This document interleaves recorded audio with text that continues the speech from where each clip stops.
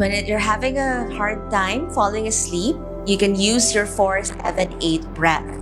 That means that you will inhale for 4 counts, hold your breath for 7, and then exhale for 8 counts. So you're just inhaling through the nose, holding it, and then exhale through the nose or the mouth. I will count out for you. So when you're ready, exhale everything out and take a deep breath in for 2, 3, 4, hold 2, 3, 4, 5, 6, 7, exhale 2, 3, 4, 5, 6, 7, 8. Inhale 2, 3, 4, hold 2, 3, 4, 5, 6, 7, exhale 2, 3, 4, 5, 6, 7, 8.